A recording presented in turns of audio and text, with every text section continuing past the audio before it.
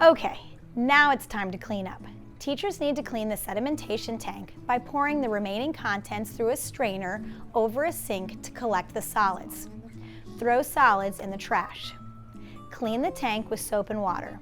Place it next to the aeration tank for use on day 2.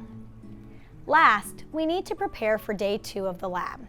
I like to set out the equipment we will need on day 2, such as the microscopes, aluminum sulfate, a graduated cylinder, microscope slides, and cover slips.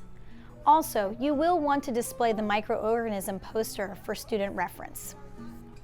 Remember, you can find a complete list of materials needed for day 2 in the lab book. You did it! The Science of Wastewater Day 1 is now complete. On day 2, students will see the results of their COD data taken on day 1 of the lab. Look at microorganisms under the microscope and learn 2 more processes involved in wastewater treatment.